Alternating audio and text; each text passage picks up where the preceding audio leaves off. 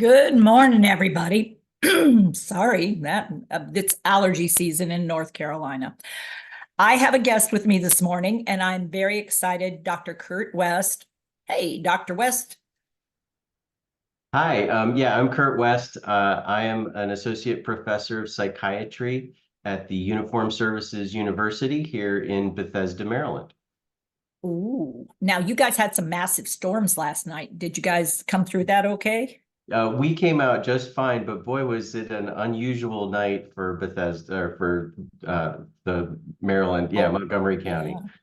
Yeah, so sort of threatening out there. So today, we're talking about something that you all are very involved with, and you've actually done a podcast on, which is exciting for us because this week we're talking about weapons and we're talking about words and weapons and weapons and weapons. And we started off talking about guns because guns are one of those weapons that, when people are living with the brain changes that come with dementia, um, we really do need to talk about, but people aren't sure how to even bring it up without stirring the pot because there is such intense feelings about weapons and a gun, and particularly for people who've been in the police force, the military, people who hunted their whole lives, people who have weapons in the house that they feel are for protection, and they've trained. So talk to us a little bit. Sure. Well, let me take a step back and talk Yeah. about firearms and safety and risk at first, and what brought us to creating this podcast, which is called "Let's Talk About Your Guns." Um, this idea came about probably 4 or 5 years ago as part of my work here at the university. We were working on creating some firearm storage education materials, and I came across two very fascinating facts. One of them was that if we looked at service members who were stationed in the United States versus stationed overseas, um, the rates of firearm suicide were remarkably different. Like almost nobody died by firearm suicide outside the United States. I said, huh, okay, that's interesting.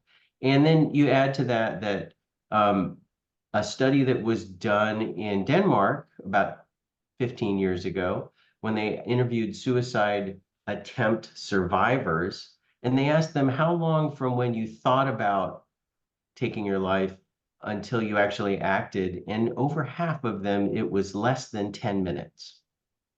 Wow. So Wow. what, I did not know that, Kurt, that it was that. I knew it was relatively short, that from thought to action. It's like, that's it. I'm doing it. That's it. I mean, I knew it was relatively short in dementia for sure, but I didn't know that even with service members, um, was it service members or was no, it just these were just general just adult general population. population? Yeah. Wow. 10 And minutes. what that made me realize was that part of Mm. what we need to be focusing on in suicide prevention is creating a safe environment. Yeah.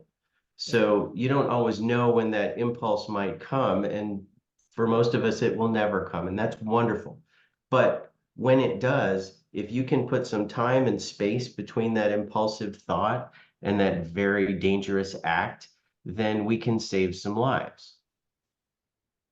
And so Well, that what thus the idea for the Yeah. podcast So was born. here's the fascinating thing. Immediately, my brain went, ooh, ooh. So for people living with dementia, the part of the brain that is impacted for sure is temporal orientation and spatial orientation. So time and place awareness and situation. And so for them, it could get really out of control in a very quick moment of time of being confused about where I am, when I am, and what's going on around me, and whether or not it feels safe or not. So much as PTSD, might be something more in the military experience, for people living with dementia, it could simply be, I get turned around in time and place and I hear a noise and I'm thinking, oh no. Or I have that feeling of this is hopeless. I don't have a way out of this. I'm just gonna end this kind of thing. So wow. Exactly. And honestly, our first episode of the podcast was about older adults. And every episode of our podcast features a story, a compelling story that helps people really engage with the conversation that we want to talk about. And then we bring in a subject matter expert to help us think through what might make that conversation easier and what are some important things to focus on. And so our story was a woman named Karen here in Maryland, who went through the process of discovering, well, she knew of her father's dementia diagnosis, but very quickly became aware of the number of guns that he was accumulating as Mm. his dementia progressed. And so one of the things that I learned through that story was there was a very strong sense of vulnerability that this gentleman was dealing with. And his response to that was to find ways to protect himself, not necessarily thinking about the risks that that involved. Yeah, and there have been some studies, if you would, looking at for people living with dementia, there's a higher probability of more and more weapons being accumulated rather than trying to sort through which ones are the best thing to have and what would I do with the others. And of course, because of challenges with keeping up with things, getting the weapon and then not storing it in a safe way, or even being really clear about where it is and what state it's in and how easy it, and then we start wanting them easy access so we could be safe in a moment. And suddenly we have an environment that's wholly unsafe for everyone in it and everyone who might come into it. And Karen made that point very emphatically, Yeah. finding uh, pistols in tissue boxes.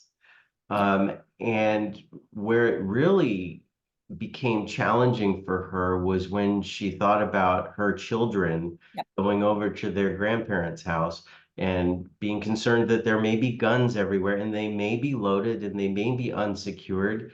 And she was very, very cautious about allowing her children to spend time at her parents' house. And that was just devastating.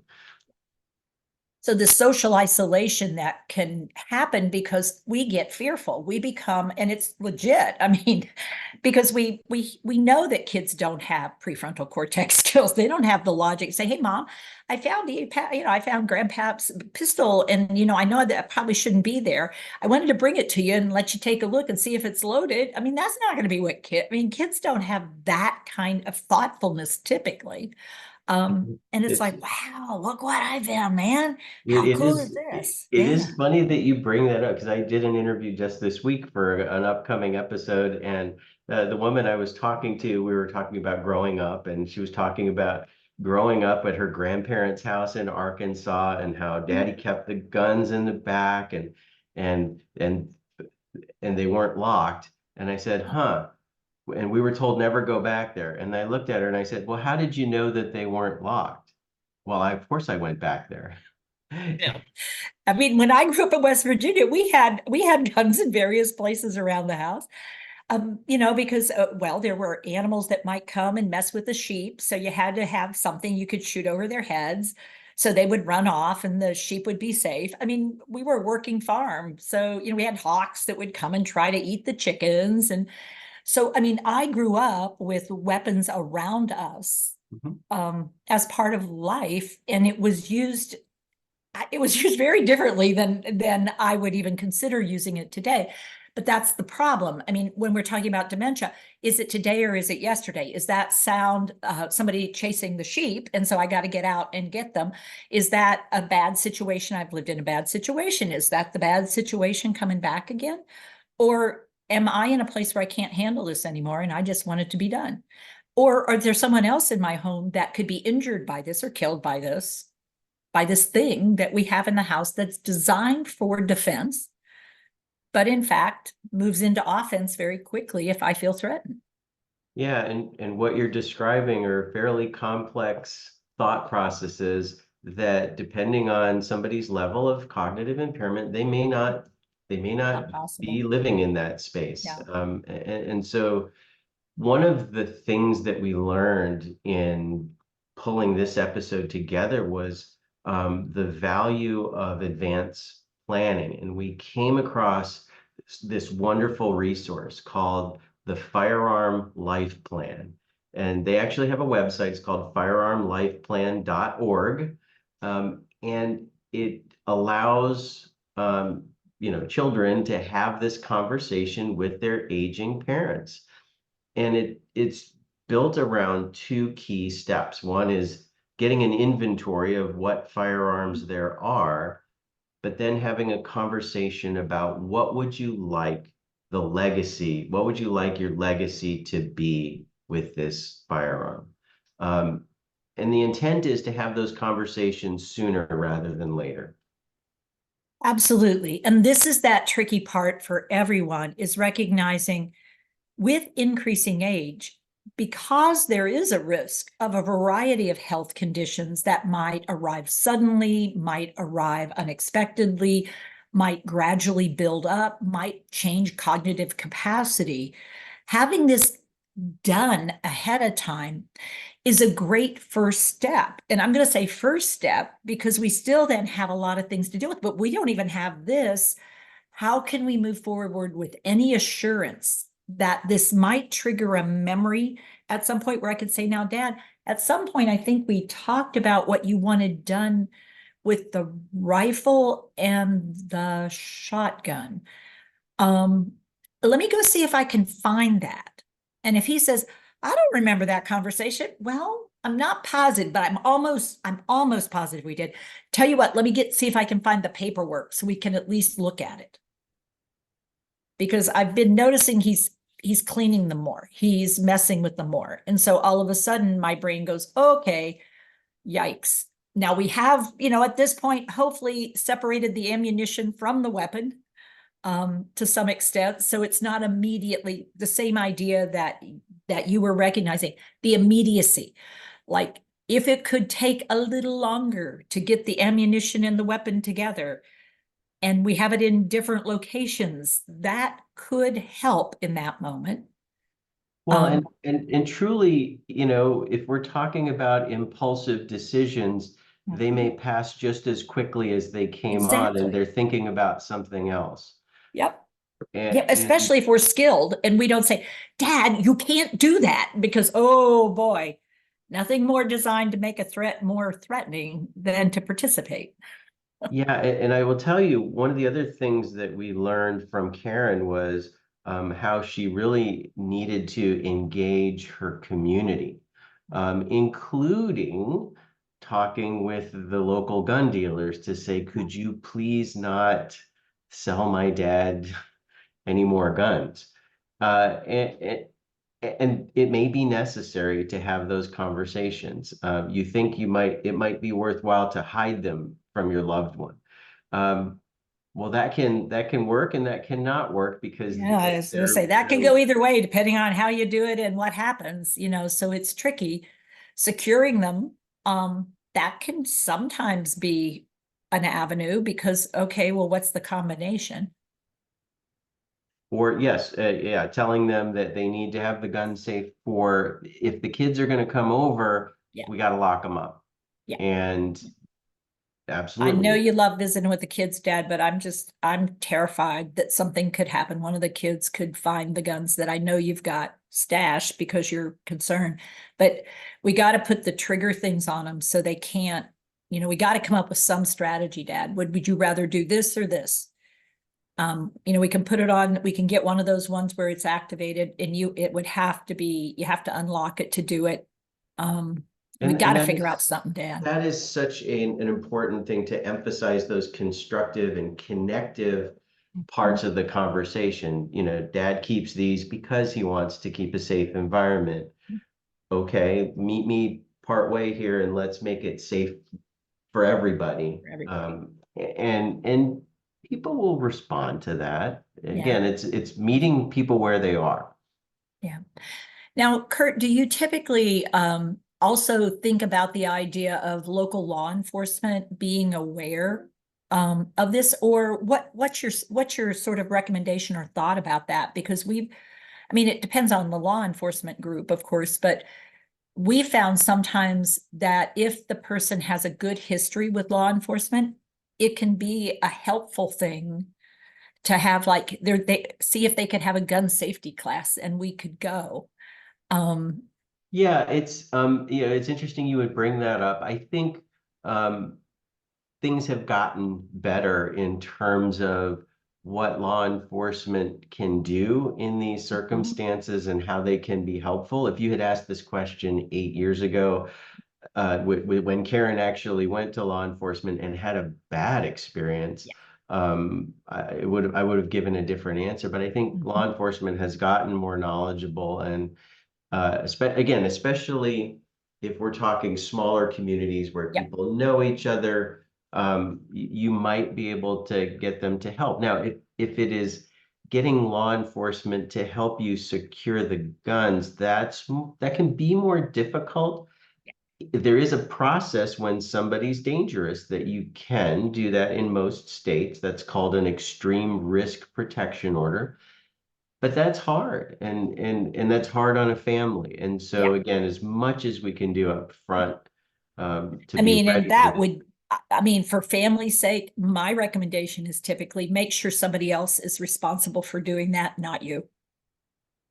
I mean, you've got to find a bad guy, and it can't be you because you got to live there and you've got to be there and you got to care there. So don't let it be you, because that memory, that emotional memory, ooh, that's hard to lose, because you disarmed me, you took away all my safety. And I would say communities where we've done CIT training, crisis intervention team training, that is when we've had the most success at having somebody on force who's more helpful to us at trying to help figure out what to do. Because I love that we're talking pre-situation, pre-far into the condition. But as we currently have the system set up that only, like 10 to 20% of people in early state dementia are recognizing that what we got is a dementia, we're often being consulted with, and I know others are, by mid-state dementia, when we're already in these moments of concern, moments of confusion, moments of distress. And, we're much further into the muck of trying to figure things out. And our goal, as it is with you, is to come on, let's do this for everyone. So we're not highlighting anyone in particular, but it gives us that avenue of having reasonable conversations early in life before we need to have those conversations. And it's hard. No, and thank you so much for highlighting that. One of the things that I say over and over again is, storing guns safely is not about looking for somebody that you're worried about. It is No, about everybody should be storing guns safely, because I don't always know who to be worried about. yeah. And everything might be fine today, and tomorrow is the worst day of your life for 10 reasons that you didn't expect. And when the loaded, unsecured gun is right there, and you think briefly about maybe this is a way out, you don't get to take back that decision.